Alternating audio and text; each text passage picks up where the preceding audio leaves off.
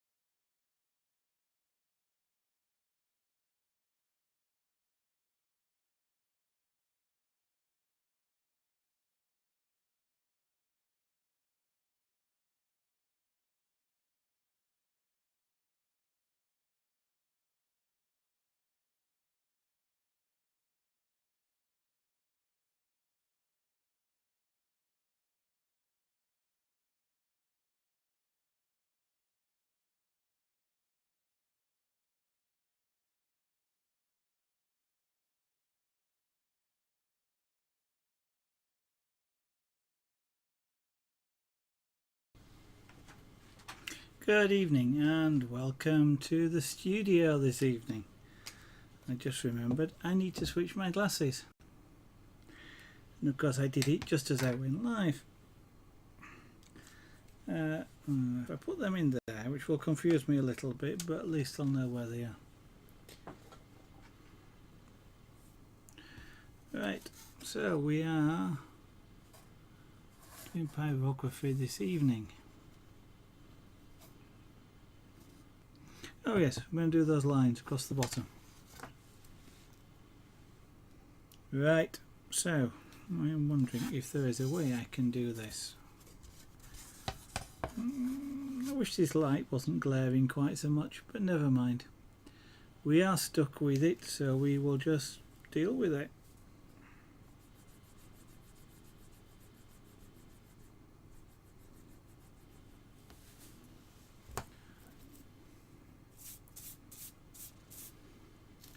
So, as I say, light them up, or heat them up, I guess.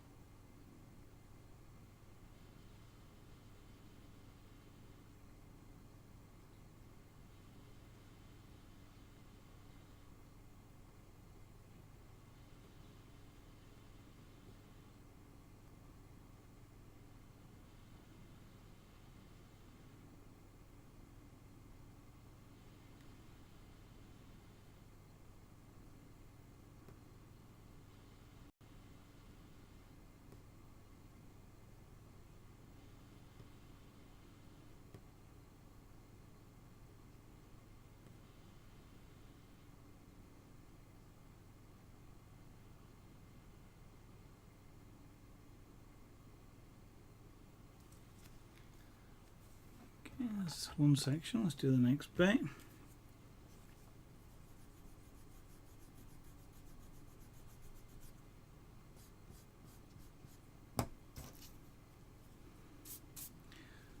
And get your nose out.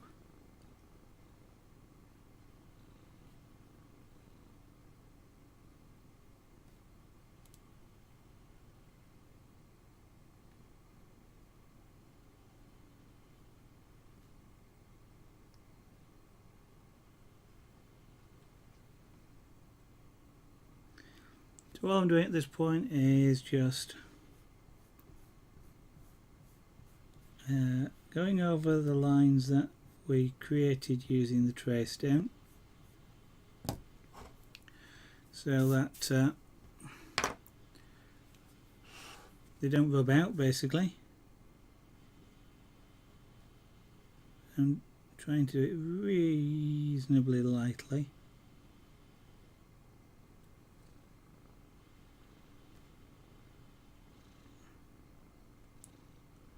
So that I have an opportunity to make it darker later if I choose to do so.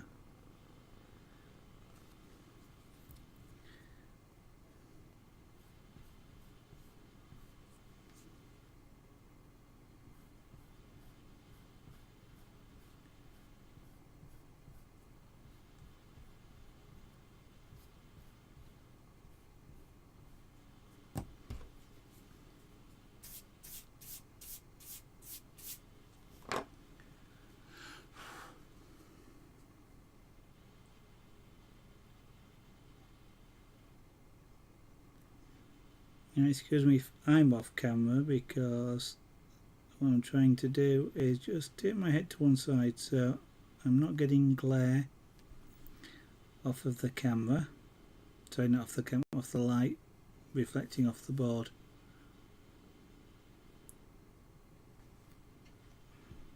Stop that.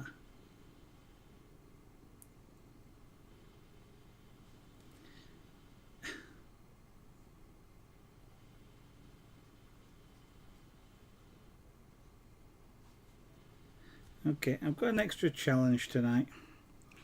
That extra challenge is the fact that there's a pussycat sat on my knee.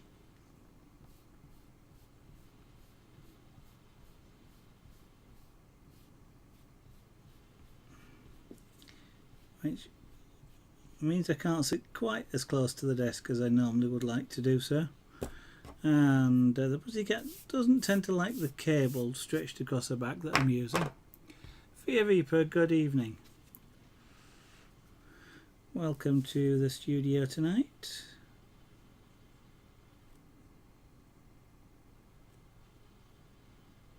Yeah, she doesn't like the cable across her back. So she keeps trying to sort of put her head over it, which then drags it down, which means that makes it a bit awkward to use. So, just to add to the challenge. So, how are you doing today, Fear Reaper?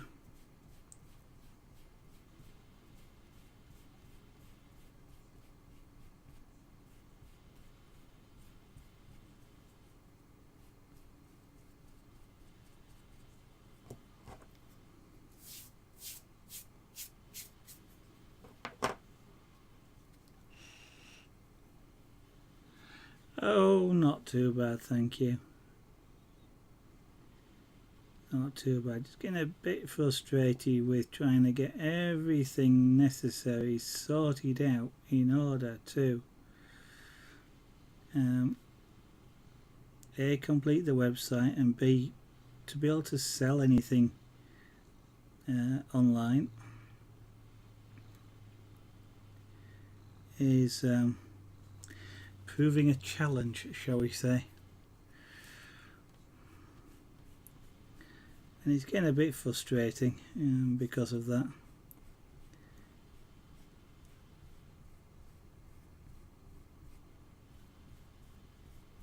You always seem to be taking one step forward and two steps back. And yes, you're prepping for your internship.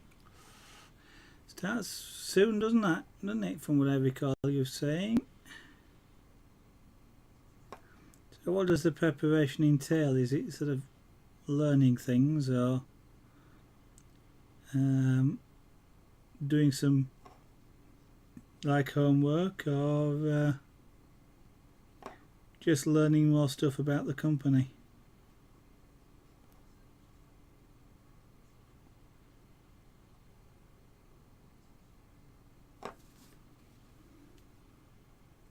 Learning stuff. Okay. Monday. Monday? Okay. In that case then, for some reason, Fear Reaper, I don't know why, I thought you were in the UK. So I'm guessing that you're not. If you're starting on Monday.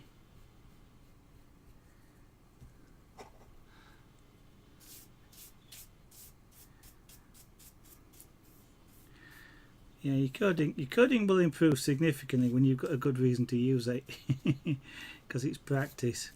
Like everything else, it's all practice. That's right. As soon as you said it, now I remember. Yeah, I'm a bit like that. I did know it, and now that you've said it, I knew it.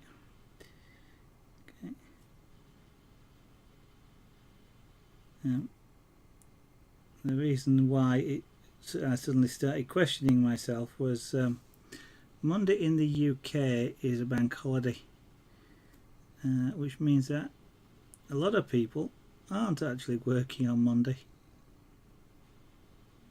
There are a lot that do, of course, that do work bank holidays and things, but shall I show you something really unusual? In fact, it's highly unusual. Now, I mentioned the challenge that I've got here.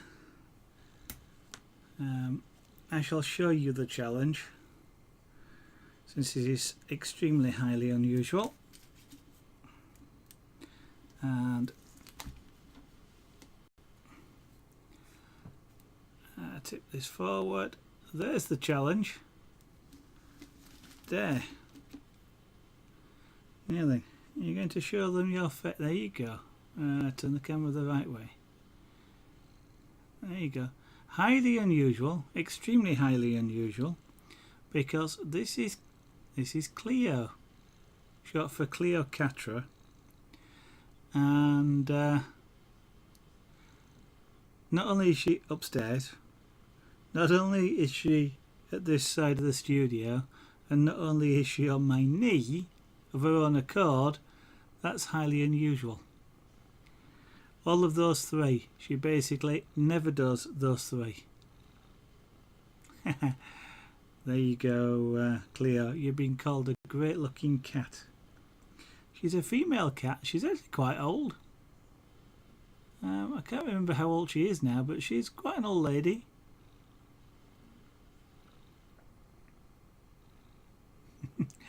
And of course she's resting her head now on the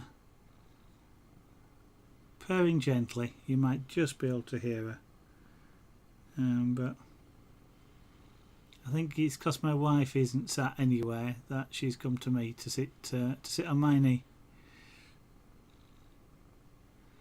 I'll see if I can leave the camera there for a while. Not quite sure how long she'll stay, or I can manage with her staying stood there. She's laid there, but you know what I mean.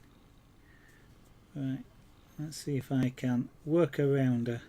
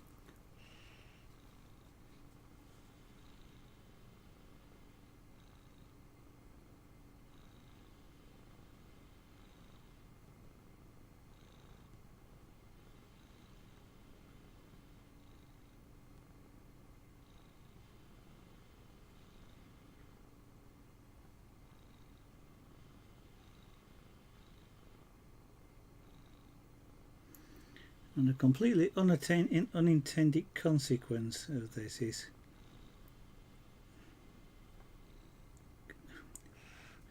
because I'm sat in a completely awkward position, it's actually quite hard to talk.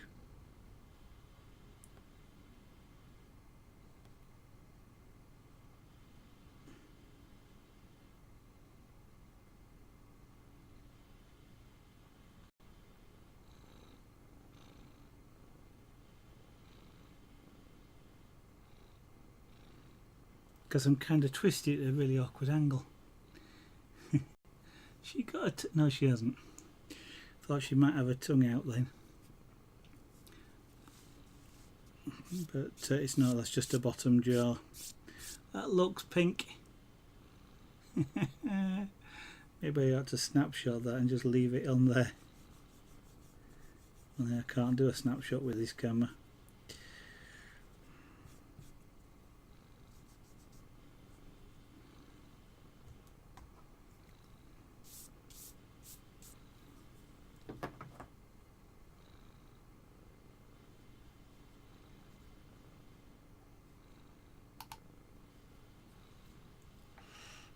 Fluffy Twiggler indeed. What you're seeing is the third one. This one is Cleo, short for Cleocatra, and a completely highly unusual situation of her being at this side of the studio, even actually being up in the studio, and being on my knee, which she came up of her own accord. She wasn't coerced in any way, shape or form. She came in and jumped up and immediately settled where she is now. How much is she?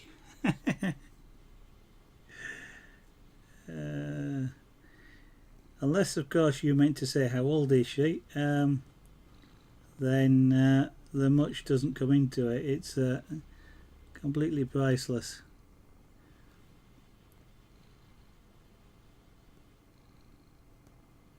But she's an old lady. I don't actually know how old she is, to be honest. But I know she's old. I can't actually remember. No, she moved in of her own accord.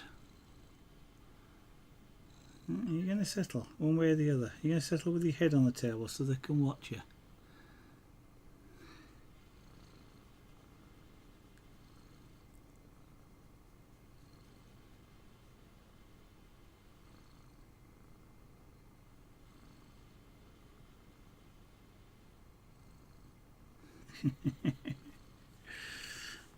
Oh dear. I can only just manage to work on this piece while she's there. I might actually have to move her soon.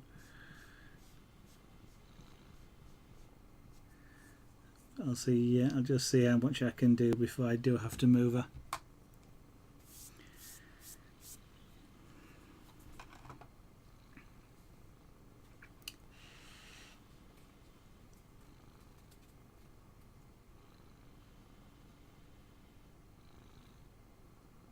She keeps moving around like now because I've got my hand on her, my wrist is on her back. And because I'm moving slightly, it's moving her fur, which of course is slightly irritating to her.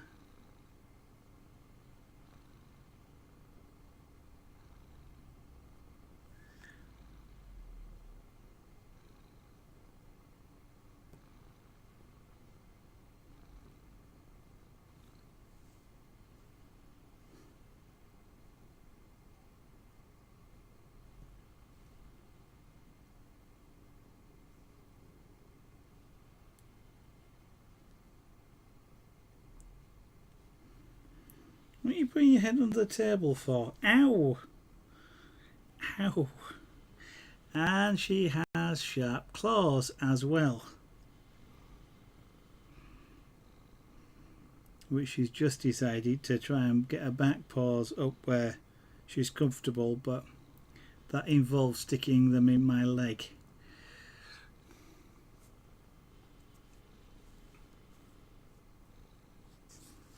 I think you may need to go shortly, Cleo.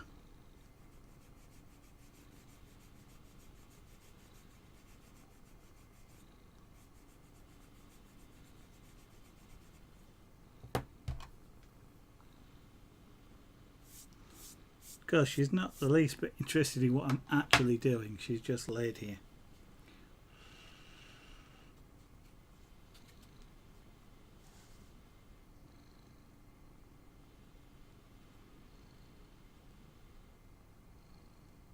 I'm not altogether sure. Well, it's kind of like you're just a conveniently warm bed for her to lie on.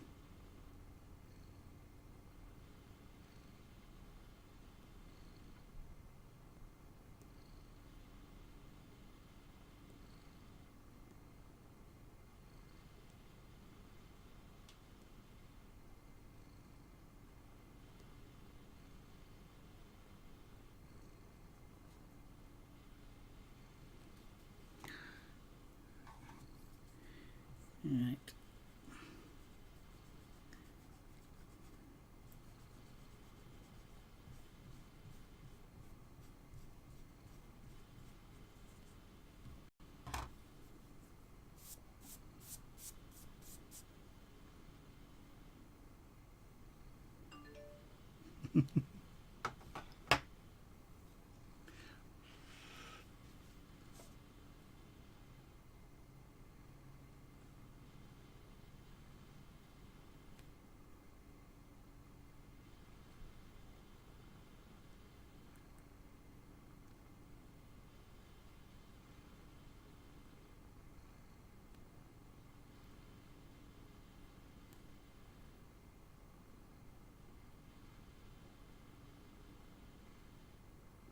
Okay, well that's the outline of this done, and I think clear up, because it's not going to be very easy for me to do any more of that with you here, I'm afraid.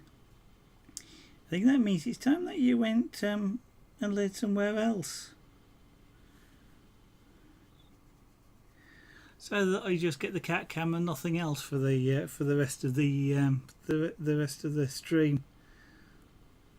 And much as pussycats are interesting things to see, she will probably just lay motionless.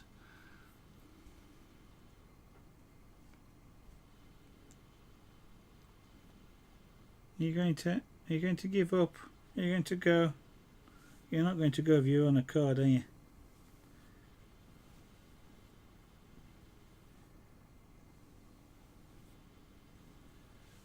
You see how funny cats look when if you hold their ears back. They tend to look really funny because their faces go really sort of narrow. Come along, girl. Where shall we? We got anywhere we can put you? Because I really can't do. She's doing what cats do now.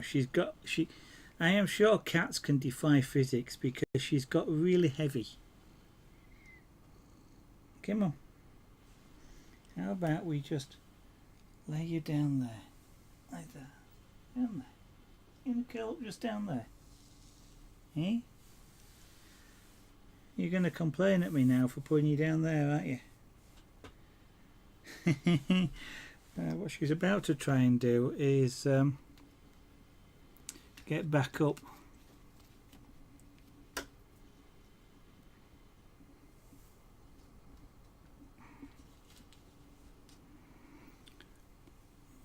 Right, so where have I got to? I've got to the point where I have now got rid of all my trace down lines. We've put an outline around most of the trace down, and so it now becomes a case of adding, looking at some of the details that we need to add in, some of the panel lines. Yeah, no, you can't get up. Sorry. Some of the panel lines that need to go in before we shade much more of it. And there's bits of detail around the place. So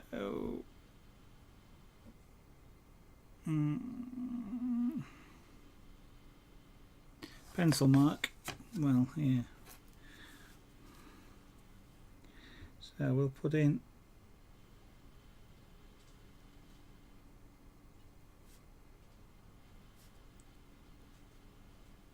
a black midline down the centre.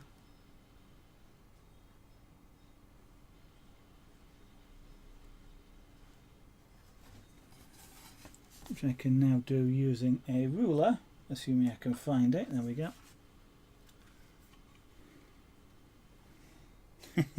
She's still sat just under the desk. She keeps looking up at me whenever I look down.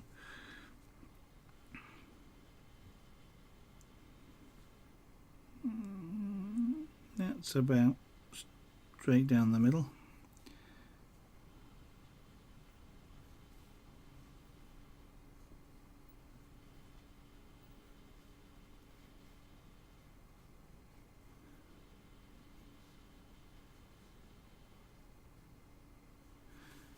I just put a dotted line because it's easier to erase a dotted line than it is to erase a thicker line. So let's see if I can The glare on this light.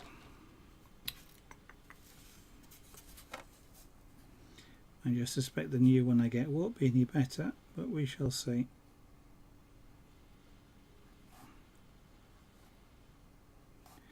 Should have an LED light coming, but I think it will be similar levels of glare. Okay.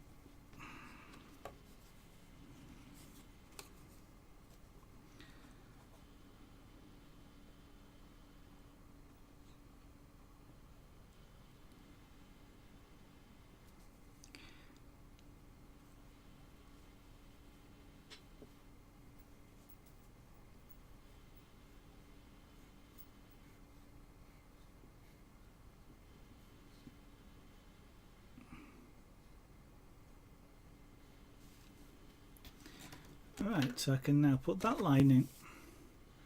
Now, one of the advantages of this particular line is it's going to be a black stripe in the end.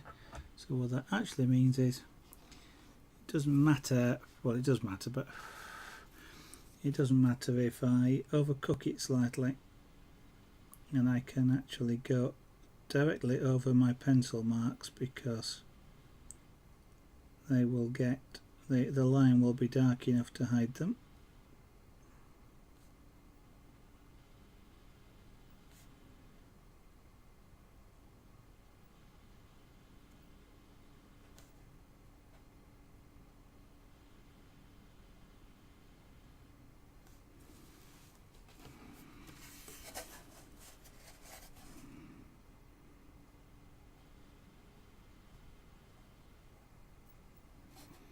Ah, she has finally given up.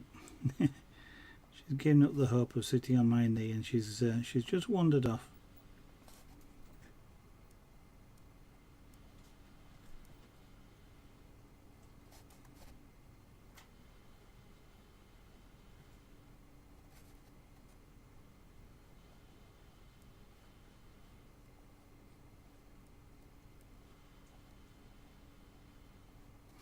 Just being sort of tentative with this line, doing it gently and light, just in case I accidentally go at a completely wrong angle and go off the line that I'm intending to try and keep. That way, if I do go off, I can always adjust it.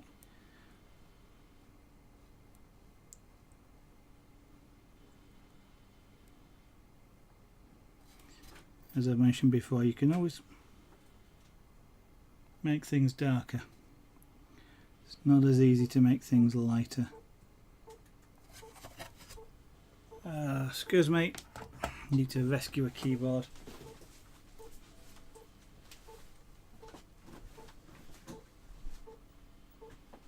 Come on, off of there.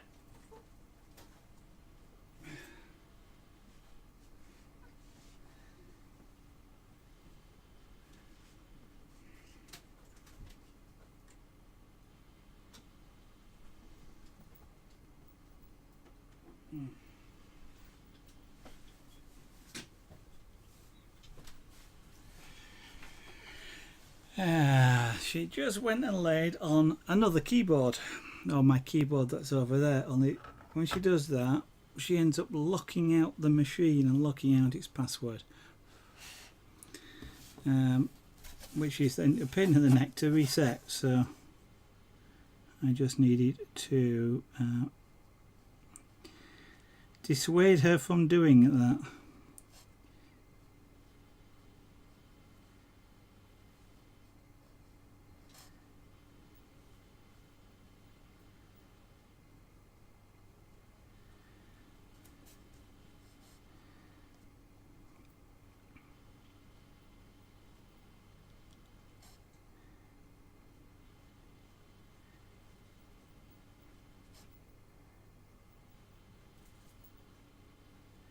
Okay, and that's the top of that.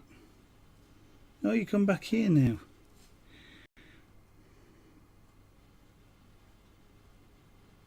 No, you can't get up. Yeah, I know. there's no space. So I'm talking to you and I'm talking to the cat.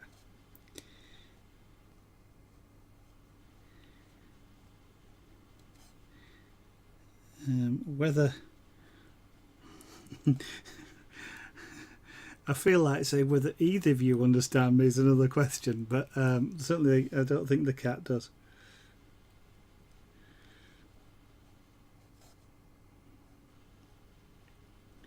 Sorry, my silly sense of humour.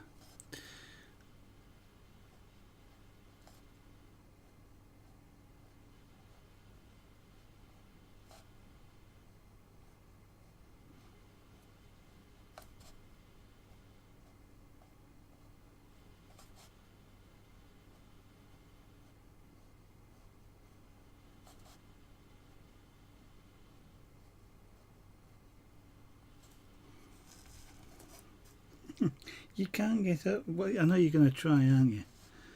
You're going to try, but there is no space. No, there isn't.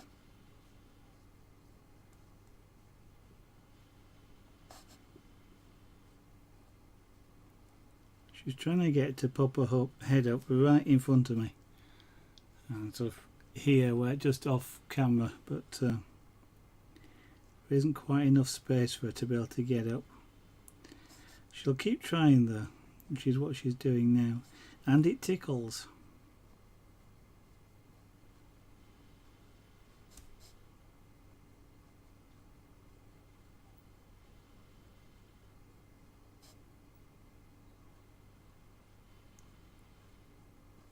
Kind of a pity in a way, because she very, very, very rarely will sit on my knees. So kind of unusual for her to do that, so I kind of wish I could let her, but I can't.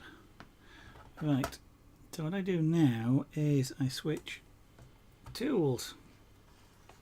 So what I'm going to do is that line in the middle is dark, so what I might as well do is make it dark, establish a dark, one of the dark areas to work from.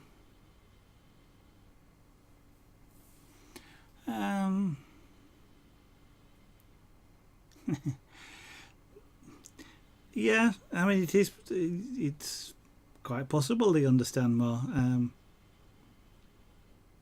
Whether they understand or whether they recognise something as meaning something is an interesting discussion, because of course you can train cats, dogs or anything else to a command, and they will then perform that command. But you can, for example, train a dog. If you say sit, it sits down, and you might think the dog is understanding the word sit. Equally well, you could train the dog when you say jump to sit down, and therefore is it understanding the word, or is it just recognizing a word as meaning something? It's an interesting discussion. But one of the real fascinating things found with cats is we have a tendency, for example, when a cat comes into the room, you see a cat or let it in through a door, we'll say hello to it. And what happens is the cats, when they see you, will make a meow that has two syllables in it and that same sort of inflection as hello. So they're sort of trying to copy your sound.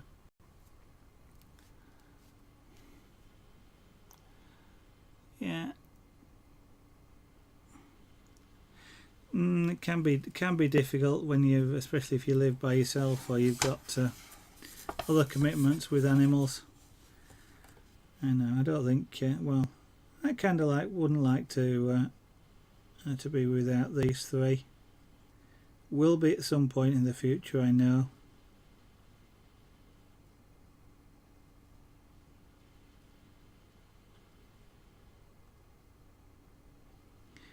But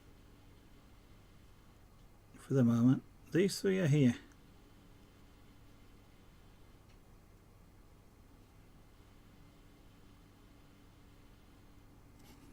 Okay, I'm just starting at an arbitrary place right in the middle just because.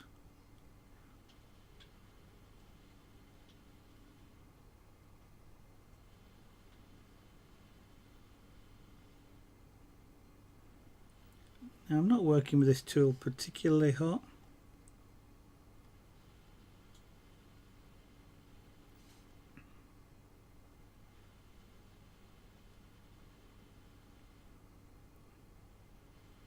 It does mean I'm not browning the wood off as quickly as I could, but I've no particular reason to want to rush.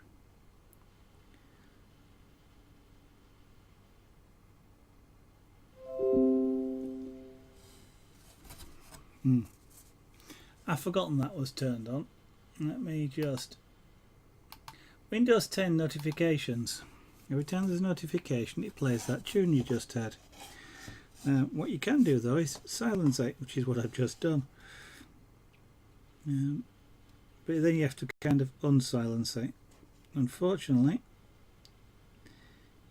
in this version of Windows, and whether it comes out later or not I don't know, but you can't set particular times when you don't want the notification sound, like when I'm streaming.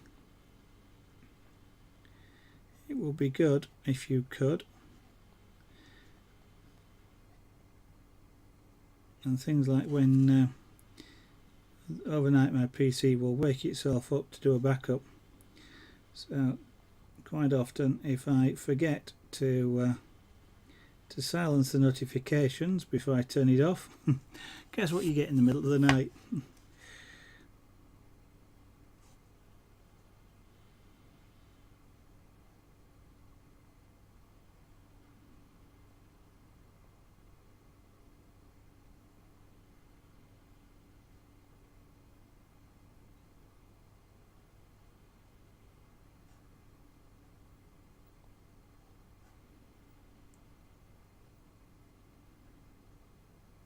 Okay, the black or that darkness there, if I can get it across the whole thing, that will be across this whole stripe, that will be nice. That's about the right sort of darkness I'd like. Close to being black but not quite.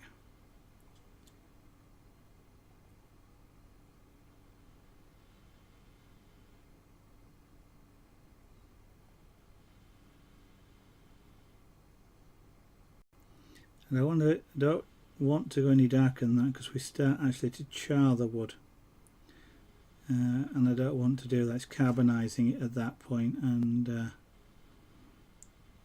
not only does it rub off fairly easily, it gets everywhere, and the wood really sort of starts to shrink away, and you get an uneven surface. If you take it far enough, the wood becomes a bit plastic-like. You can push it around as though it's sort of plasticine or something like, or soft clay.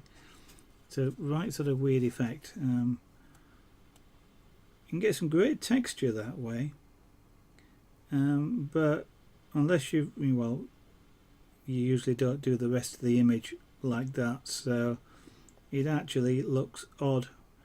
I did it for a portrait once where the person was wearing a black leather jacket, so I tried to get it as black as I could, and there's a texture on the jacket, so in getting it as black as I could, it carbonised and became that sort of plastic, and I pushed the wood around a bit to create a texture, but afterwards it looked really odd. It didn't look right. Ended up redoing it, but so I try and stay away from carbonising it.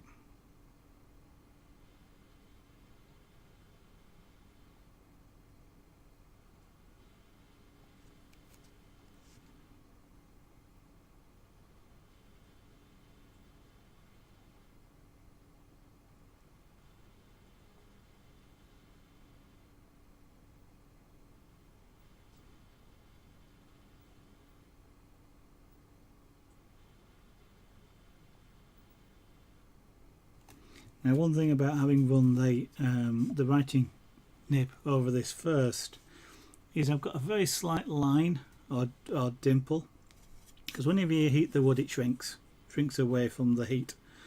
You're extracting moisture out of the wood fibres. And so when I run this tool down, it's kind of like it's dropped the tip of it, because I'm holding it very slightly at an angle to the wood. The tip of it is running in that little small channel that I created, which is making it a bit easier to actually stay on the line.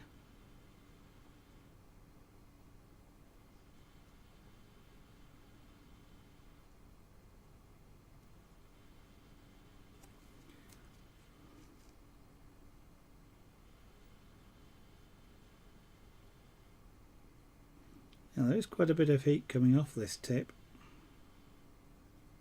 to the point where it's making my fingers hot.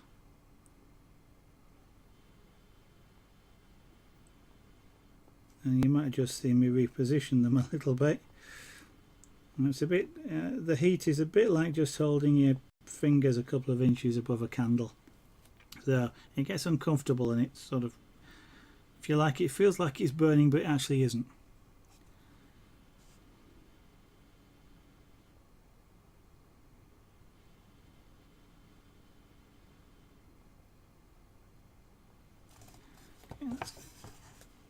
Carry on down here. Although I've done this bit first, I'm going to do is go over it again, which should darken it down.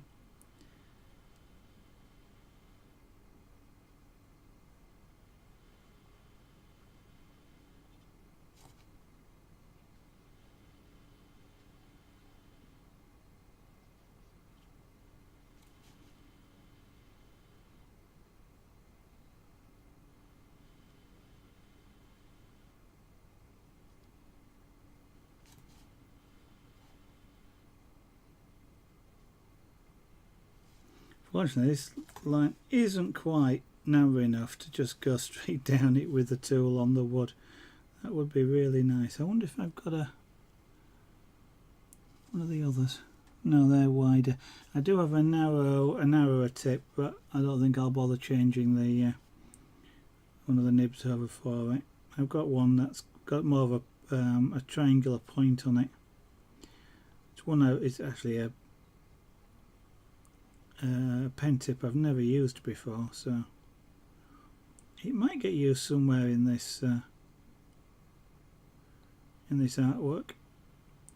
I kind of could get it out now, because I think it's narrow enough to run down the centre of here, but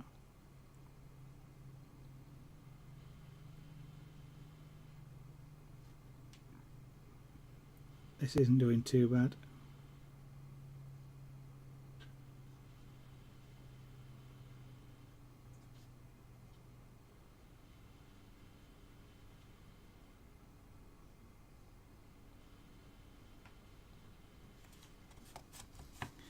Now the heat on this is about halfway to its maximum, which is actually, so it's halfway to its maximum setting on the dial. It's about a third of its way to its actual maximum heat. But it's working quite well. See,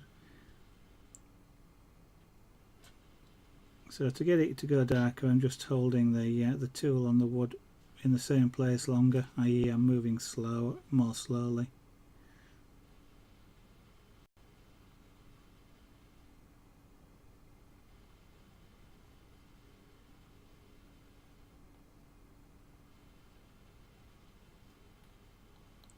I think I'll give it a little bit more heat. I'm getting used to the tool. As I get used to it, I can do things like turn it up a little bit more.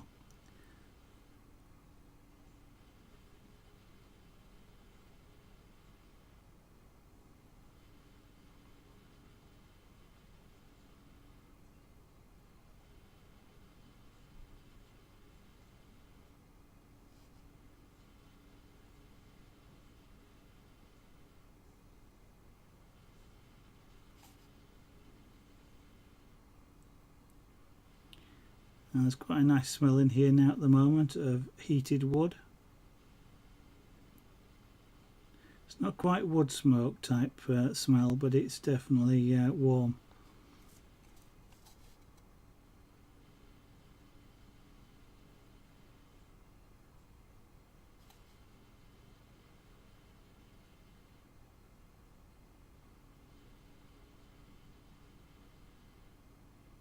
I am raising a little bit of smoke out of the wood itself, so you might see little wisps.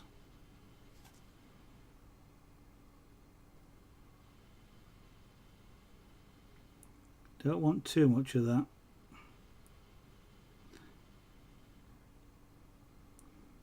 because that sort of wisp of smoke is carbonisation, which I want to avoid.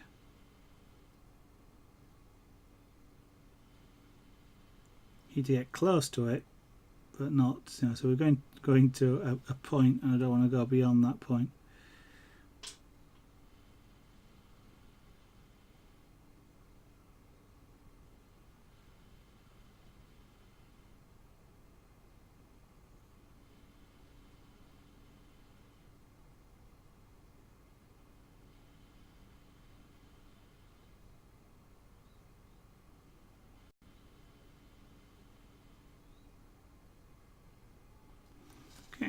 That's one end, so we go down that line again from the other direction, and then we fill in the middle, going down the line, so that what I'm doing is I can use the tip of this to create that sharp, or keep to that sharp straight edge.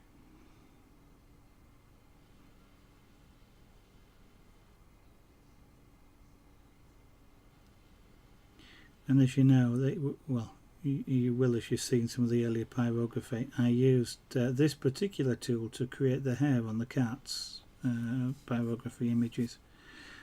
So it can get, I can get really fine lines with this if I need to do.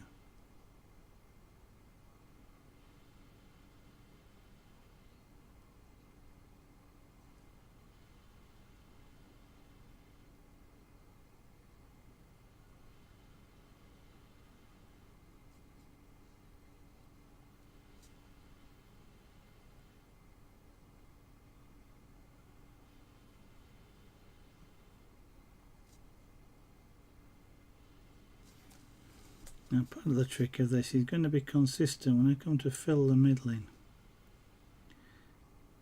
in between the lines that I'm creating, and I want to fill that in. I'm going to have to try and make it so it's the same all the way across, although we are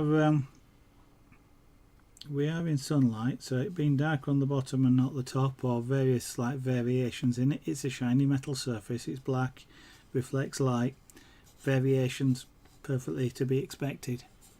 So again, I've dropped lucky in that if I do have variations in the colour,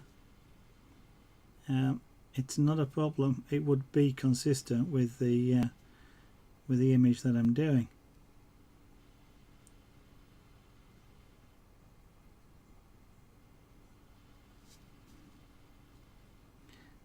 Kind of like this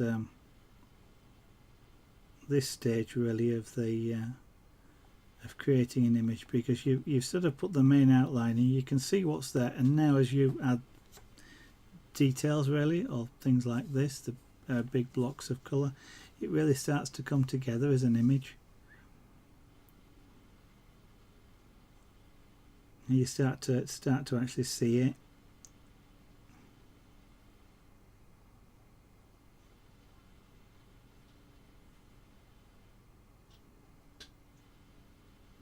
And the challenge on this though is going to be how to keep to shade it to keep or create that 3D look.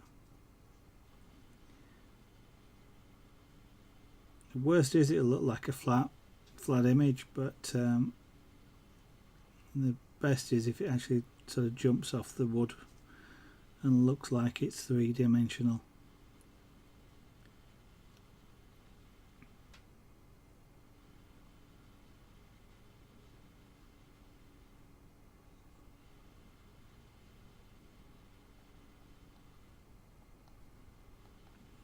Because I had clear on my knee, I haven't got a glass of water, so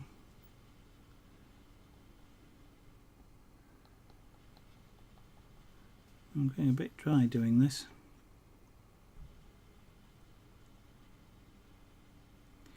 She is still looking for a way to get up on my knee. She's under the desk. She keeps putting a paw up on my knee, or on my leg, or on the chair.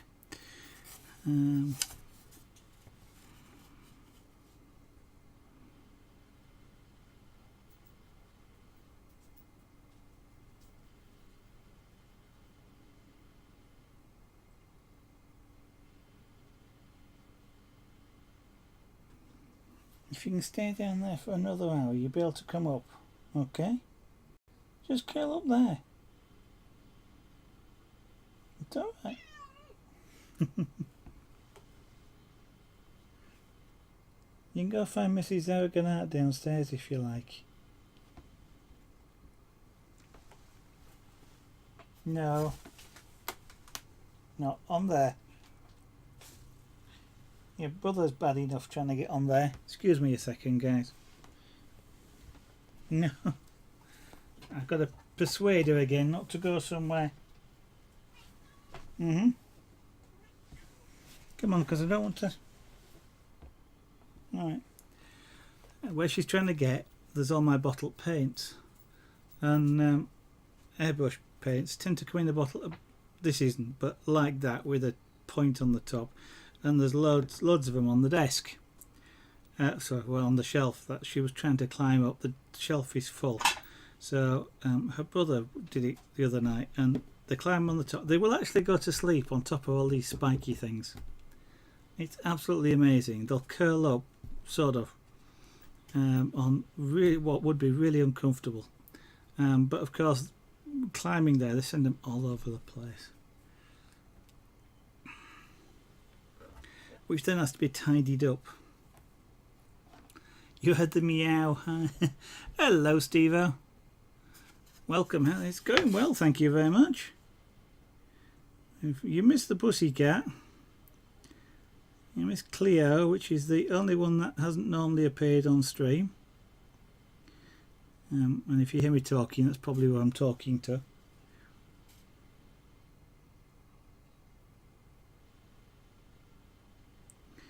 I watched your F1 video today. And although you possibly don't remember the question you asked on it about what the drivers do at when they get there, I remember seeing a program on one of the things like Discovery Channel or something like that, where they actually followed some of the F1 drivers.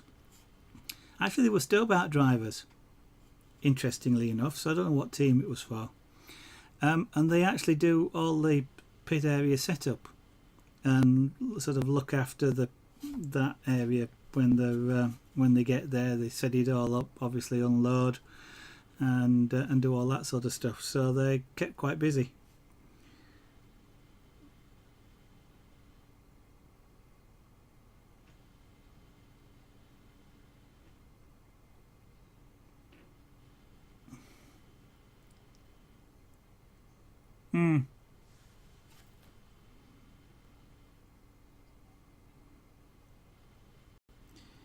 Yeah, you mentioned the Stobart thing on there. What I can't remember is whether you're off this bank holiday or not. Or whether, I can't remember when the video was. Was the video last week and you're off next weekend? Yeah, dear.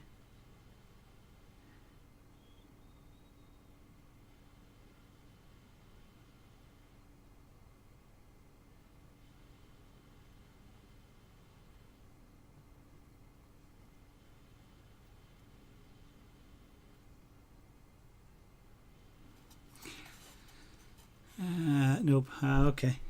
Weekend after. I can't keep track of the days. I'm going to have to be careful on Monday myself that I don't go into work.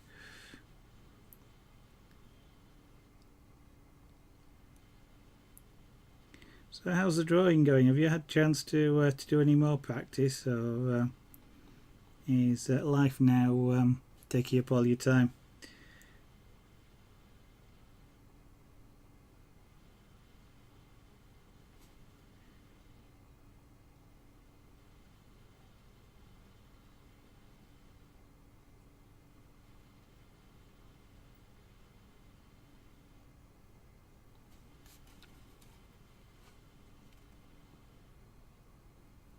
Oh, okay, I'll have to have a look at that. Well, when you get, what you'll have to do is take a pad and a pencil with you to work, and when there's a quiet moment you can sit there and draw. Which is about as likely as yeah, it's about as likely as me going and working in a place like that.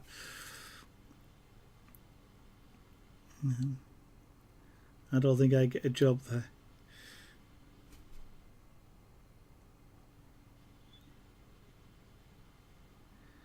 I don't think I'm fit enough to get a job there, to be honest.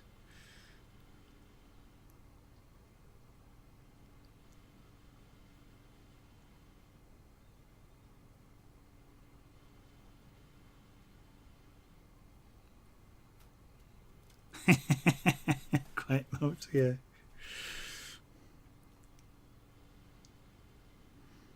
Indeed. Well, that's the thing in business, isn't it? If it's quite, you know, the business isn't earning.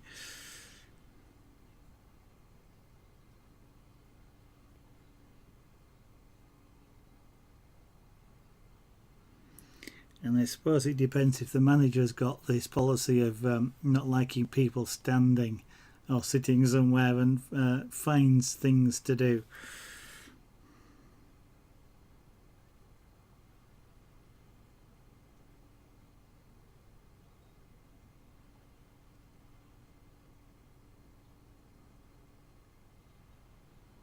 So despite looking forward to your days off, are you enjoying the job?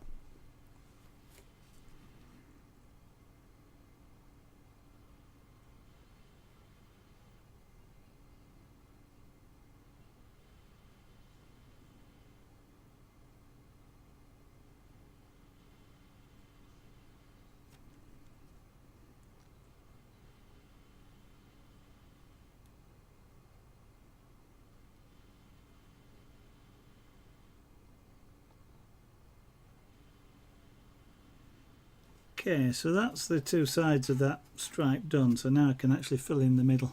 It's okay. So that sounds like a typical Yorkshire response. Is that? Yeah. It's all right, sort of. Yeah.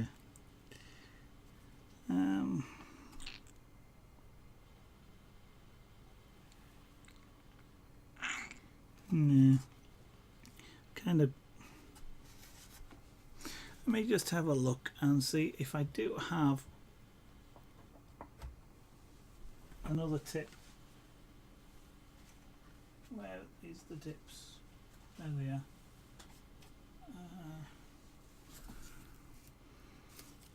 I have this tip here, which might do it. But for me to do that, I'm going to need a screwdriver.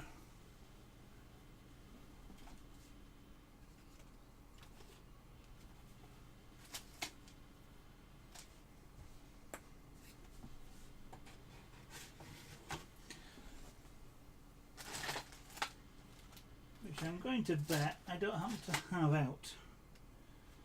Yeah, never have things like that out when you want them.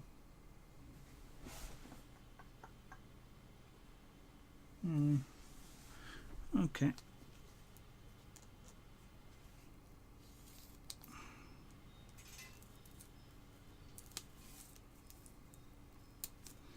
Let's see if I can change the...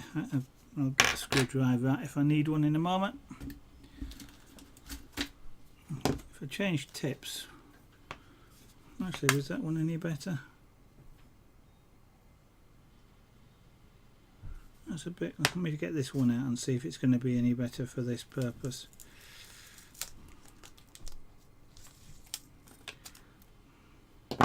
Because it has a point on it. No, that's not going to work any better. Actually, that will probably be worse.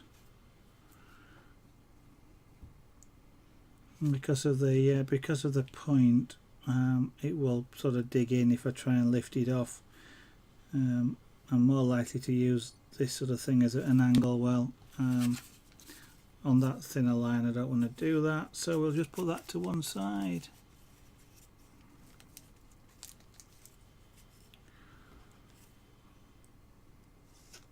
We'll try that tip another time on something else. That's how you start accumulating things like tips and pens, is when you have things like that. You know, you start. If I was starting to do lots of lines like this, for example, I could do with a narrower tip. I can do it sort of sideways like this.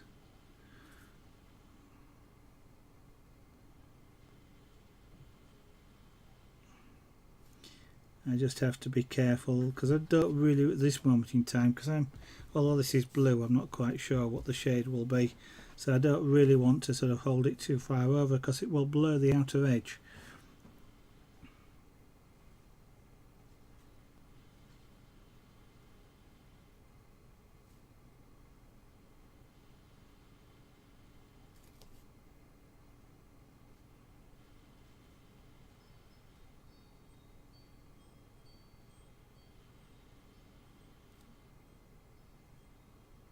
I'm going to be possibly can't see it, but there is smoke coming up from this, a little bit of smoke, and I want to avoid that.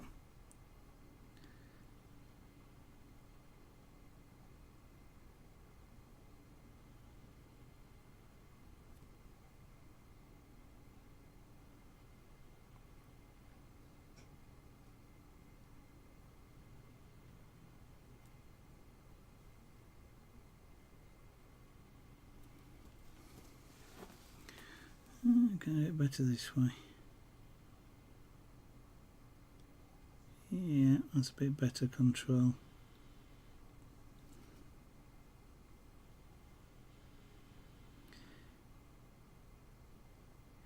Can use you can use a pen like this or a nib like this in any way you choose.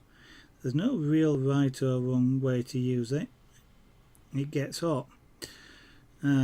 I've used it this way, I use it that way, I'm using it on its end, I use the side, depending on just what you need to do to get the job done. And part of using the tools is to learn what they'll do for you, just like artists do with paintbrushes. Certain paintbrushes work better in certain circumstances, and it's the same here. Certain tools work better for certain things. If I'm writing, for example, I wouldn't be using this, I'd be using, so if I was doing lettering, I'd be using that sort of tool. It glides better on when you're doing writing styles. So and using a tool in a different way can gives you different things. That way, for example, upside down, you get really fine lines out of this particular tool. So it's just learning the different ways in which you can use them will give you more of a range. And even here, I'm not holding it flat to the wood, I'm holding it at an angle, so I am just using sort of a millimetre or so of the tip in darkening this wood off here. I'm not using the whole shoe or flat area at the bottom.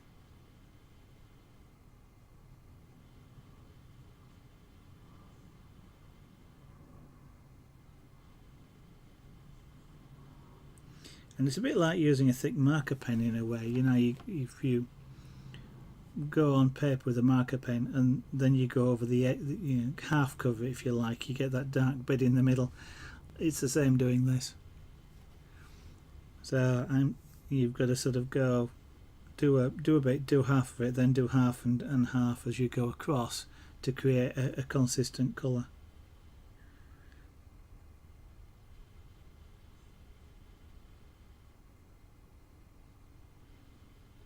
And especially as it also has a tendency, as I mentioned before, the wood shrinks away, so you get a texture. Well, I'm not particularly after a lot of texture on this, it's supposed to be shiny metal. So a way to avoid that is not to put particularly much pressure on, because if you put the pressure on, you push the push the fibres away as well. It's like ironing a shirt or a sheet or something like that. The creases, you can push the creases away, and it's a bit like, I've got to do a bit like that to keep it flat. But by holding it with little pressure on the wood, I'm not pushing like you would do clay, pushing it away from it. It's just going down. Bit of hard thing to explain really what exactly is happening, but the idea is that I don't see the tooling marks as much.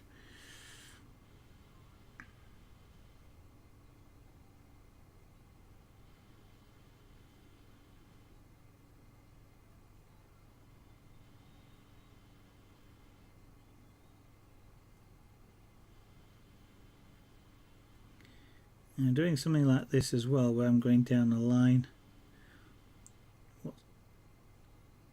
like this, it is changing its colour quicker than it might otherwise as well, because you're in a preheating effect. Because although I'm using the centre of the tool, this side here is sort of heating up the wood as well, but not quite yet enough to turn it brown, but it's got a quantity of heat there. So when I do the next stroke with the very tip, it turns brown a lot quicker.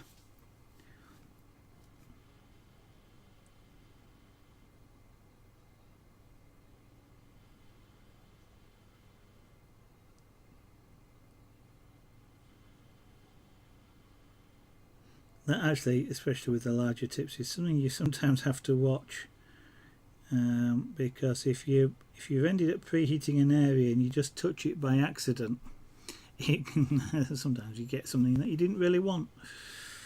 Whereas normally it wouldn't. It might take a couple of seconds. It turns instantly.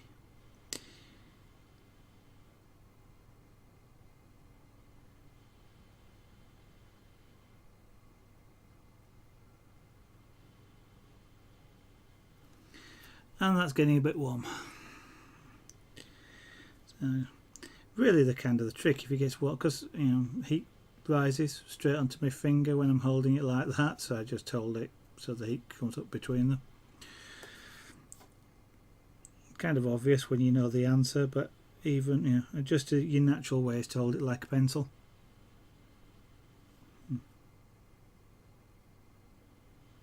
Which means you tend to wrap your finger and thumb around it, and then it gets hot.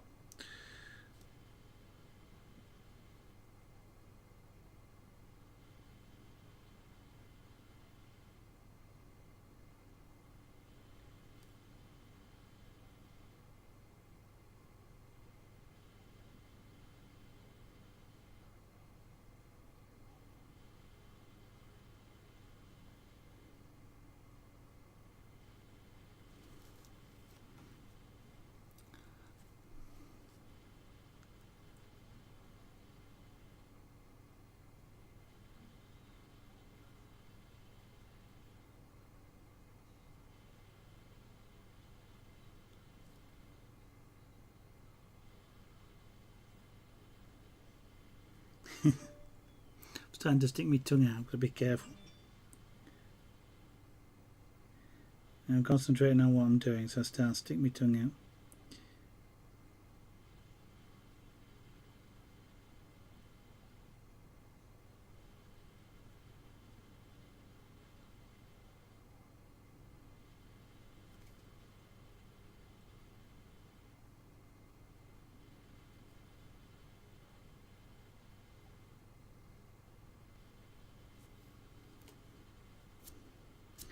Make sure the cat hair isn't in the way, because if you heat that up with one of these, it smells.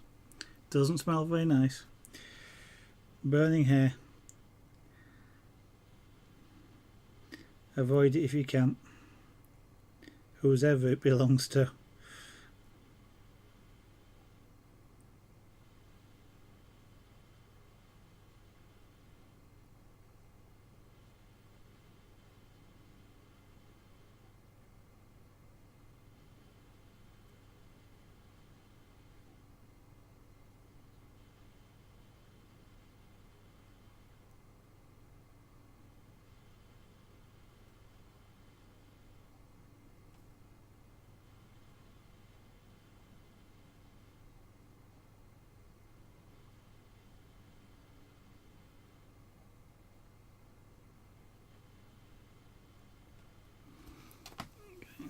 So effectively this will be the darkest of the dark bits on the piece.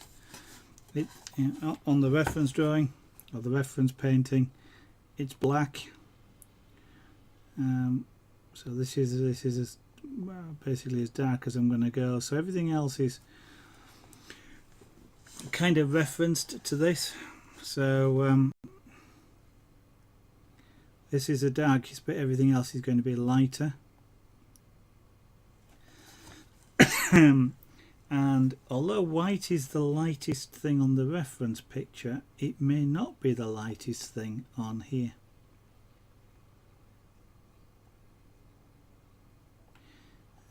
Because white's or you might think having something leaving the wood colour will look white, but in actual fact it sometimes doesn't. We sometimes actually need to put a shade on white areas so that they have a similar tone, sort of the sepia looking tone. Otherwise what happens is they look to be a different colour. They don't look to be white, they look to be a yellowy sort of colour sometimes, or even a blue. Your eyes sort of look at the other colour, other shades around, and because the wood isn't the sepia tone, your eyes do a really funny trick of seeing things differently.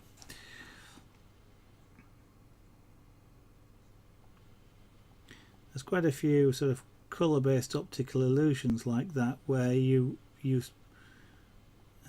see things in a completely different colour because of the context around it.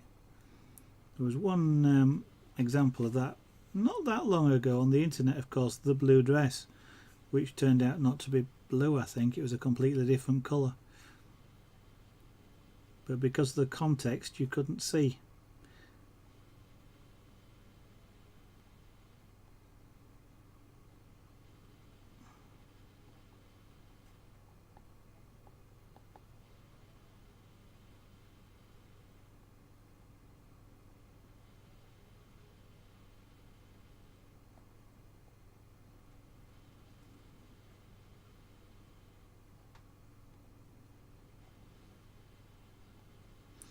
Now if this doesn't go completely dark, not really a problem. As I say, it's a black line. There are reflections, of course. Black is a really good colour for reflections. So variations in the black will just be variations in reflections and shadows.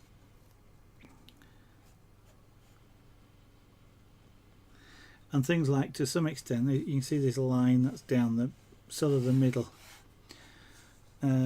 The sort of shape of this is kind of curved, so this is almost the widest part. So again, you kind of, that's the highest point at the side that you're looking at it almost again. So the fact that it's getting a whiter reflection again is kind of natural. On a cylinder, the highest point will give you more reflection than either side of it.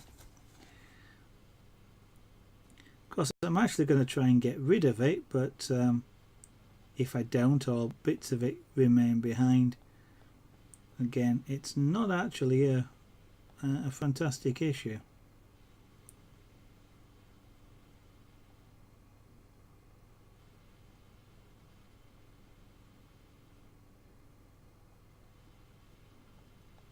And what I have to remember is pyrography takes time. I do have still, and I've been doing this for quite a number of years now, I do still tend to try and use it like a pencil, literally like a pencil. So where you scrub or you do quick marks.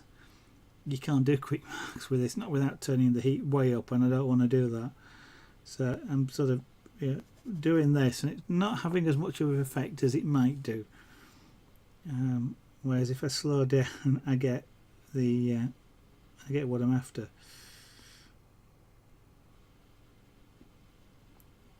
So pyrography is kind of a chill out thing. You can't, to get a good image, you can't work fast. Well, I can't work fast. I'm sure You know, there are people that can, as I mentioned before, there are people that do pyrography with an acetylene torch. You have to work fast with one of those. Given that they can melt through metal in a few seconds, you can imagine what they do to a thick board, you know, if you hold it in too much of one place for too long. So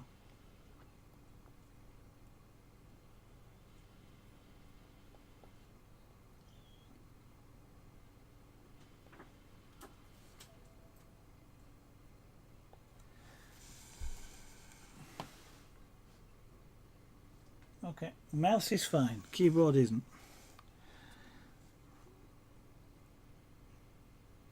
I protected the other keyboard by half closing the lid of the PC so she can't actually get on top of it. What she's probably going to do now is close the lid and sit on it, which of course will shut the PC down, but at least it won't lock me out. She's probably busy at the moment pressing the mouse.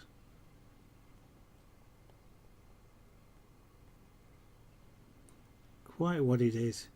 There's half the desk over there is completely empty. She will lay on that bit. She'll lay on the bit with the keyboard or the mouse on it. And cats, quite what it is sometimes. It's like sometimes you, especially our cats, we see with other cats as well. If a cat could walk across a room, jump down to the floor, walk across the room to get somewhere, it'll jump from shelf to cupboard to whatever to go all around the area to get to where it wants to go, rather than just simply jumping down.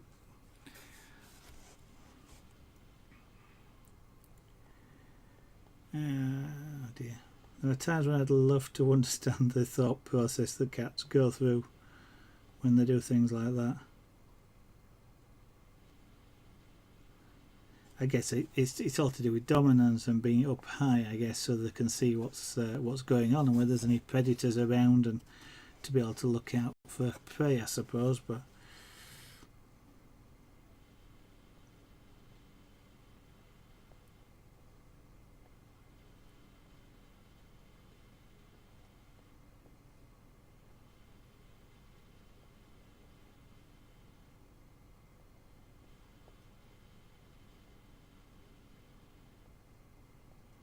I was kind of going to say it would be interesting to sort of be able to understand how a cat thinks, but I don't even understand how I think, so I don't stand a chance with a cat.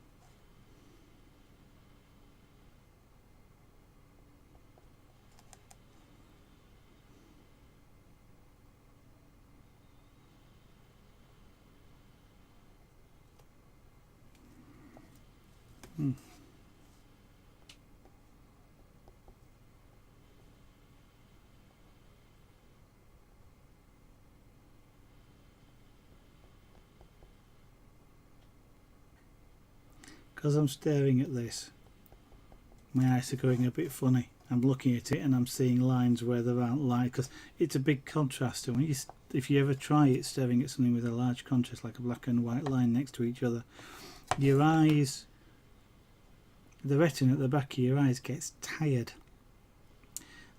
Seeing one, I can't remember if it's a black or, well, it'll be the lighter one, I suppose. It gets tired, and over time it can reverse. So the wide areas look dark, and if you move your eyes just slightly or your head, the dark area moves with it. It's a weird effect, and that's what's happening when I'm concentrating on this. I start to actually fail to be able to see what I'm doing. If I move my eyes, the dark area sort of moves with it. It's so you've got to keep looking up and looking around to sort of give your retina the chance to recover.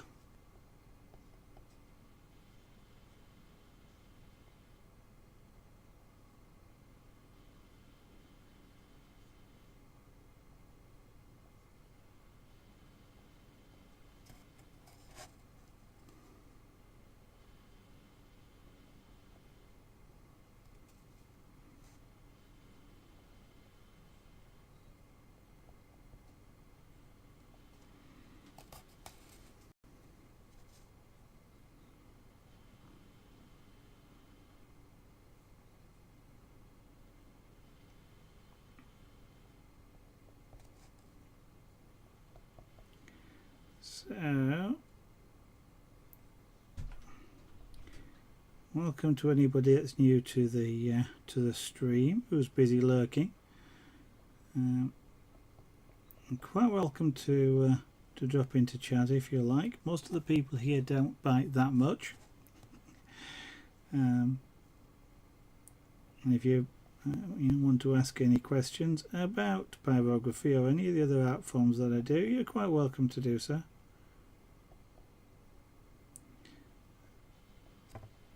And whilst I'm doing this, it is an opportunity because I can talk and work at the same time. I sometimes, well, quite often don't, but I can do it, and this is a relatively easy place to do that.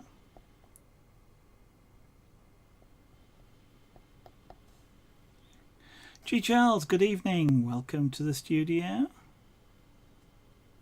Yeah, indeed it is. Precisely that.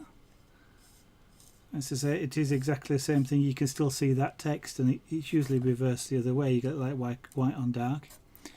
And someone's mama. Hi.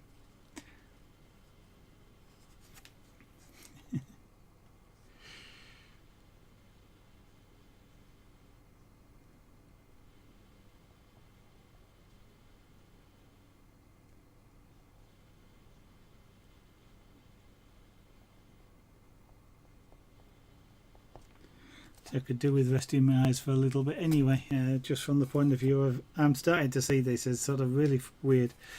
I can see like a black line around this tool, and it is literally that. If I close my eyes, I can see a black, actually I can see a white line straight down in front of me. I must have been doing it with my head tipped to one side though, because it's in an angle. With a white line with dark areas either side of it, and I can see it on the computer screen in front of me. I'm going to see it for a while.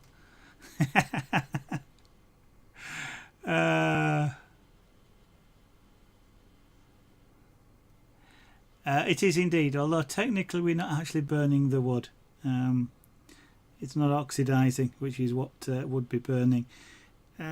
It's more akin to a cooking process, but everybody describes it as wood burning. So yes, it's wood burning, but it's as I say, we don't actually burn it. Burning would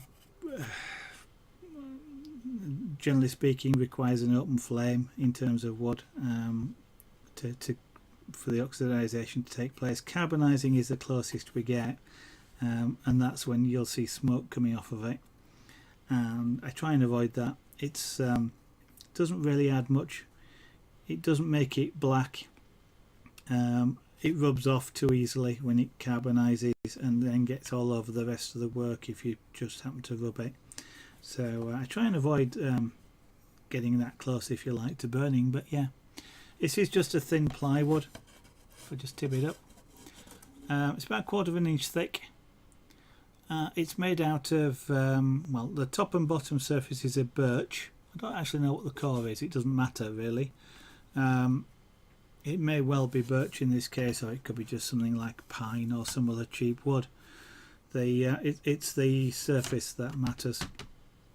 Birch, because it's white or whitey. It is, you can get whiter. Poplar is a bit whiter, but it's a reasonably white wood is birch, and you can see the pattern on here, the rings basically, or the growth rings of the tree. One thing about pyrography on birch is, as you go over the darker lines, so the white areas are kind of the thick growth, and then you get the dark areas, which is sort of what was the bark before the next year's growth grows on it. And when you run pyrography over that, it doesn't change colour much as you go between the white and the slightly darker areas. On some of the woods, pine for example,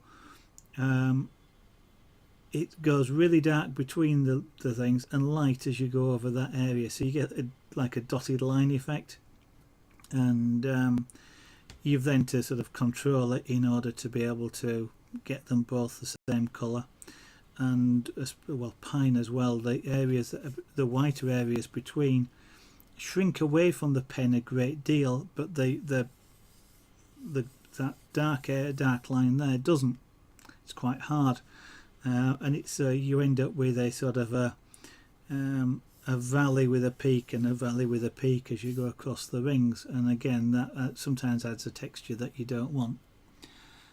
So birch is a lot more friendly towards pyrography, and whilst you might think the plywood is a cheap way of doing things as opposed to a solid birch, it is actually better for pyrography to use plywood, and slightly thicker wood is sometimes better as well, thicker plywood than this. The way in which plywood is constructed is a sandwich. You have a layer, another layer goes over the top at right angles, and in this particular case a third layer goes on the top, so there's a crisscross, and that makes it more stable. As I mentioned earlier on in the stream, when you apply heat the wood shrinks away. If I'd done this with a solid piece of birch, by the time I've done the whole of this surface it will actually curve, or would curve, it would warp, and the only way to get rid of that warp is either, well, basically to soak it and then let it dry out held flat, which can affect the image, but the plywood, because of the way the plywood is made, it resists that warping effect quite a bit. And slightly thicker plywood, which uses, this is just 3 plies, hence the word plywood, three layers. If you use a 5 layer, which would be anything up to about anything up to about ½ an inch thick, I guess. And some of the multi-layer ones don't just go at right angles, they'll do 30-degree rotations. It's even more stable. And it's actually, plywood is a little bit more expensive than solid birch. Is this my hobby? Unfortunately, it's not my work. It is my hobby. All the crafts that you'll see on the stream are my hobby.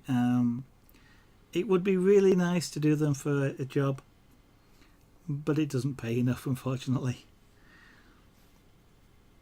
Or rather, the people who would buy these sorts of things don't want to pay enough.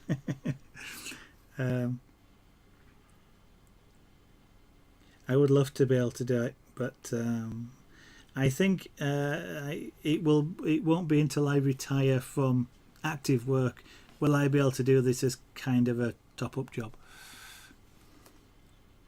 or any of the crafts. For those of you that are new, the other ones that I do on stream, I do some relief carving using sharp chisels. I do some punchcraft, which is a bit like, well, it's a bit like miniature rug making. So I make a picture using rug making techniques, but because I'm doing it and doing it on a small scale, like about a 12-inch diameter circle. So you use a large needle to push thread through the material, creating a loop, and that loop is like the pile of a carpet, so it creates the image. I also do scraper board. Scraper board is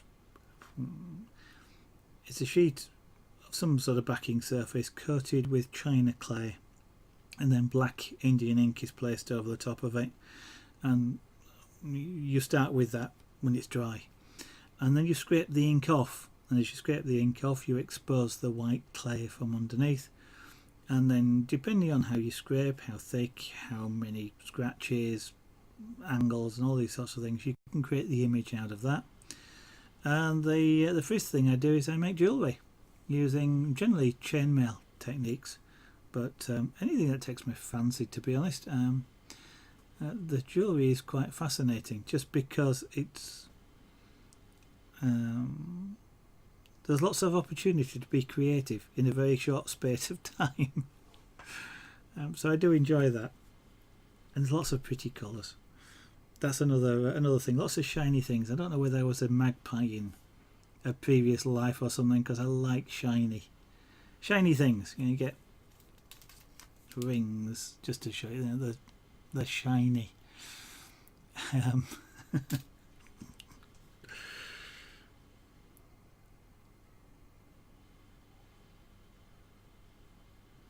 Right, I shall now give my eyes a little bit of a rest. I'll have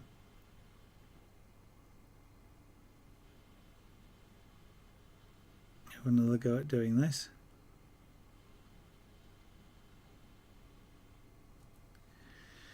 Yeah, I'll have to come back again and do down that side.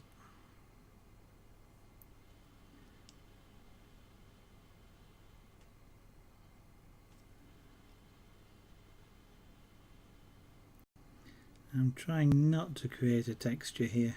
I'm trying to keep it nice and smooth. The wood, as you heat it up, becomes sort of plastic-like, like soft plastic. You can push it around, create a texture. That can be really useful at times, like when I'm doing fur on an animal, because it tends to make it look like fur. In this particular case, this is a hard metal surface, and I want it to not to look like you've been hitting it with a hammer. So I'm trying not to create a texture.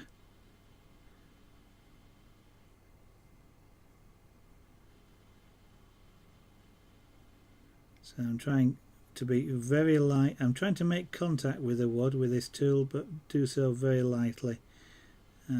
I want to make contact because it transfers the heat a lot easier and a lot quicker than trying to hover it just over the top, which would be the ideal way of doing it, but I have less control like that, and I'd probably have to have the heat up a lot more as well, which also then contributes to the lack of control that I'd have.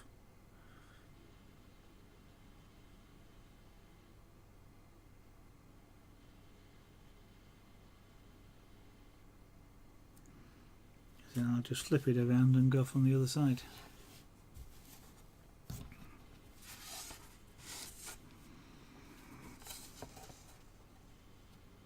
As you can see, still a little bit of a white line there.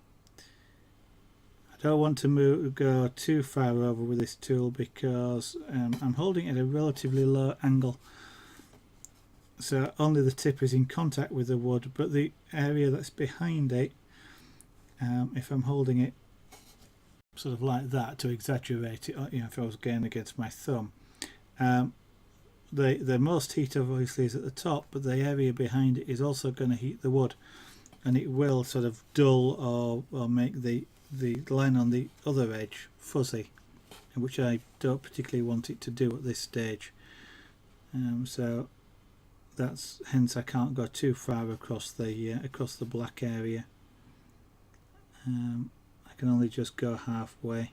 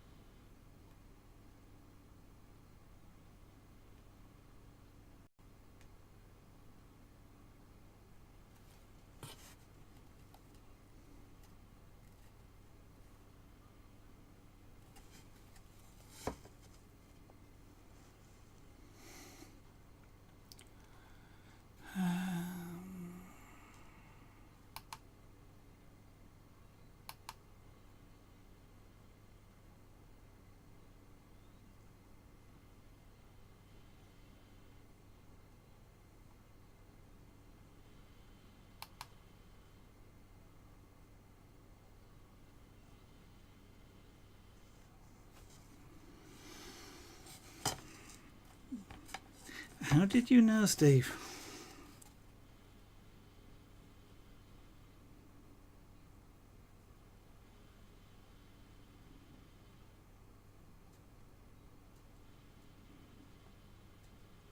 I think they're being original as well.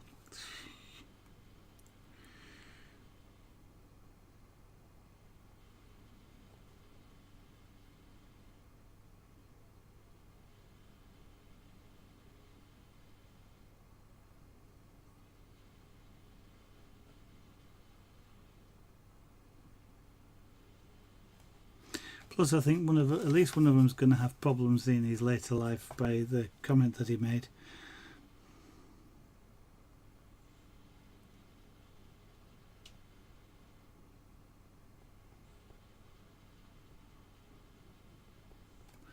This is obviously knows nothing about anatomy.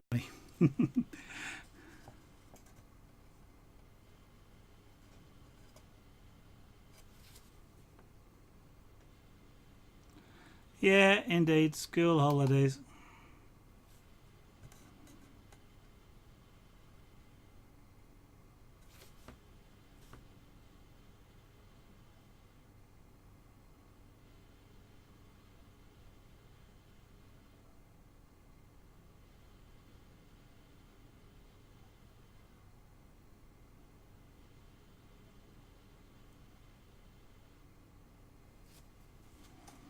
Right, so that's the main dark line that's going down the thing.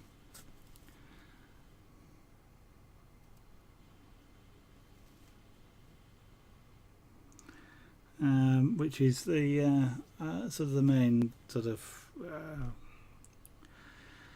well, the line is there on the rail train. It's there to sort of provide the sort of an eye-catching line. That's what its job is.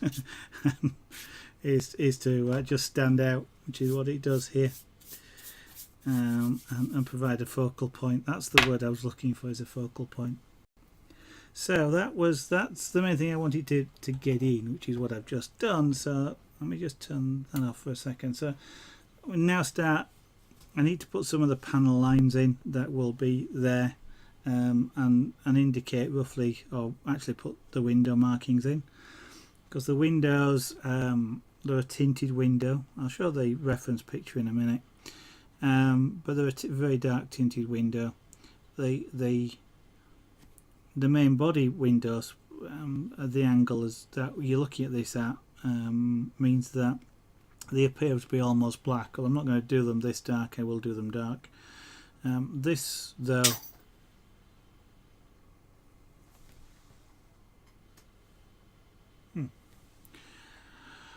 I think the cat just knocked something off. This the front, the driver cabin, it's a whole glass partition. Again, it's tinted, but you can see through it, so that it's a lighter tint is that one. So that one will we will do a light tint, but there is, you see the other side of the cabin, if you like, through the window. So there's a dark area here which I'll want to put in, but so it's kind of doing bits and pieces. So the next thing really is to look at roughly where I want the window to be, and it's I'll show you the reference image, by the way. Is it like a monorail? It's exactly like a monorail, because it's a monorail. It's Disney World, Florida. I think they've replaced them now, but this was one of the monorails from a good number of years ago. It was, I think I took some pictures while I was out there, and when I started doing airbrushing, it was one of the first airbrush pictures I did, which is that one. And I just, the other day I was on stream. For some reason I got this out. I was talking to, I think, 3D Bloke, and I was looking for something else, and when I went in the portfolio I pulled this out, and I thought, hey, that looks, I could do better now, but you know, that looks interesting. I'll that was, you know, I'll have a go at doing that in pyrography, and that's kind of what just triggered it. So that's what I'm trying to do. So as you can see, I mentioned there's a dark area inside the cab where you see the other side of it, and the fact that you can't actually see through the windows because you can't actually see the other window. You see the dark stripe, the go faster stripe right down the middle. I suppose that's the go faster stripe, the white bit, isn't it? So I kind of want to put that in. We've sort of stopped at this point here. We haven't gone all the way because on here, as you can see, it's right up against the edge. The composition wise, normally when you're doing a moving object, something like a train for example, you'd actually go to no more than about 3/4. The idea is that you leave space for it to move into. That way it looks like it's kind of moving. It's psychological, I guess. So that's kind of why on here I've moved it back a little bit. We give it a little bit of space to move into. So, and then, so once I've got this window in, I want to put some of the panel lines in, because again they'll be slightly darker things. I could do them afterwards, but the main one I'll want to get into after the window is where this white area is, on both that stripe and this one that comes down the side skirt here, so that I don't encroach into them when I do the sort of the blue area, and then I can put shading into them afterwards, for things like down here, and this area, which will have a slight dark tint to it as opposed to the one going over the top, of course, because the body is curved, it's slightly in shadow, and of course you can see that all the way underneath here it's in shadow. Whether I'll bother with the reflection, I'm not sure. That's not quite a valid reflection. It should curve slightly. I can tell this is, well, I can tell this is a very early airbrush. I can see all sorts of mistakes in it, but I think it still looks good. Norika Joy. Yeah, I enjoyed riding it. It was great fun, and I have managed to be in the cab as well. Because I don't know if you can do it now, but you used to be able to do that. You used to just be able to ask, and you could sit actually in that nose. But they were great fun. So Josh the Bean 14, there you know what I'm drawing as well. I think they've replaced them L now, but I'm not sure what ways, what they look like. I think these were the older model. So, well, I'll tell you what, see if we get, so we go from about there, so probably,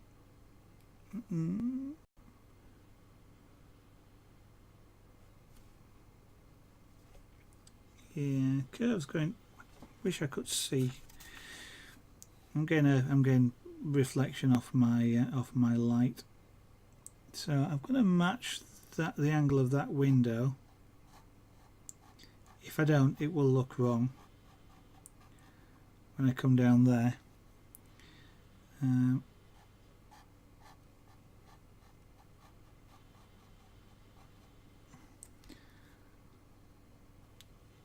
I'll adjust that in a minute, because we're going to straight lines on curves when you're not looking at them dead straight side on. If you're looking at something dead straight side on, straight lines come down. As soon as you start to move the line to a diagonal, you've got to imagine it coming up and over, so there's kind of a curve to it, but it's quite a subtle curve.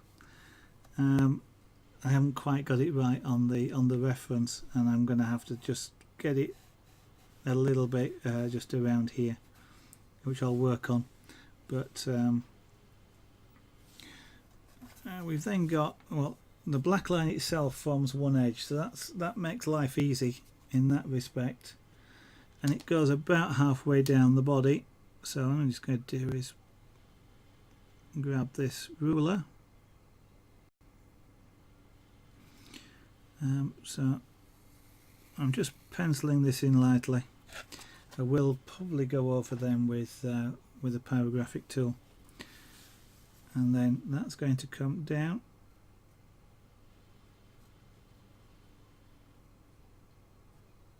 And I've got to get a nice curve into it. I'm not bothered about being exact either to the actual train or to my reference picture. It really is just me looking at it and going, I tell you what, I like the look of that. Yeah, that's about right. That'll do.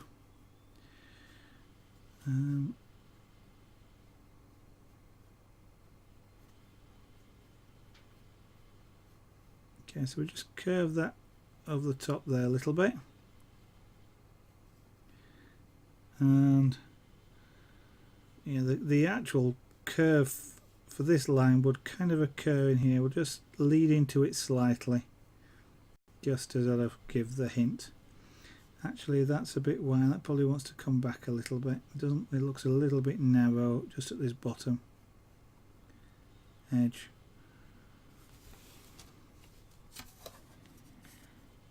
That looks not too bad.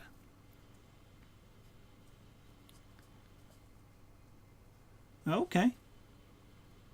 Star Wars Land.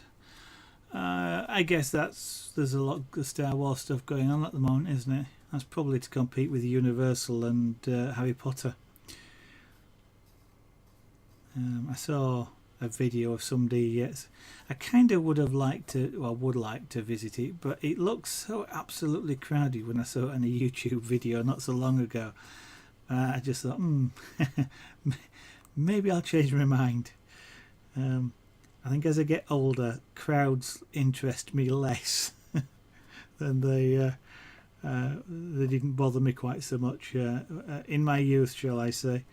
But as I get older, it's kind of like I can't be bothered. Right, so the window parallel line again. I can use a ruler for that. We'll give myself a bit of space at the top.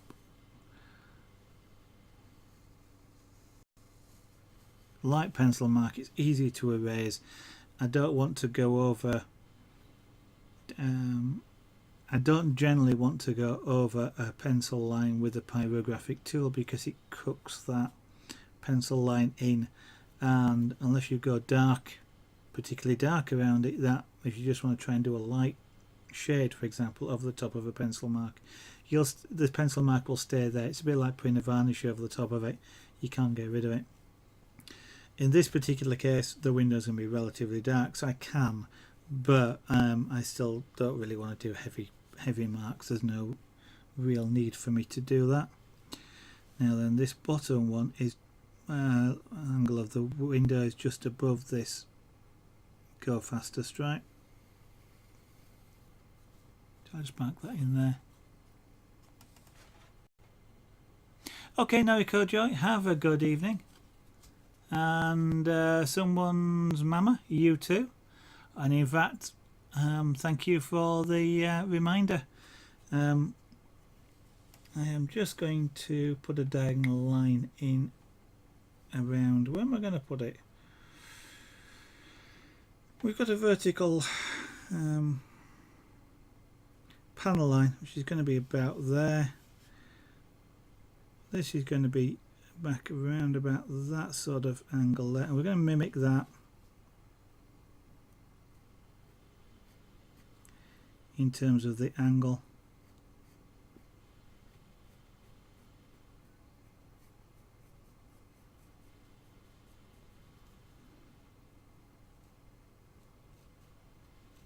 Like that, and then we'll curve that around.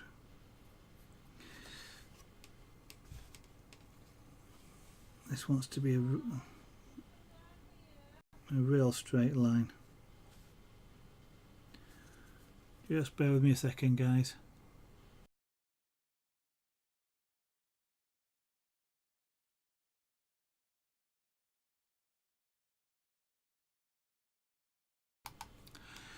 Okay, well, I just need to go away and do something else. I've just been called to assist with one of the cats, but we are at the end of the stream anyway. It's just after 10 o'clock, so I'm going to call it a night, and we'll do some more of this tomorrow.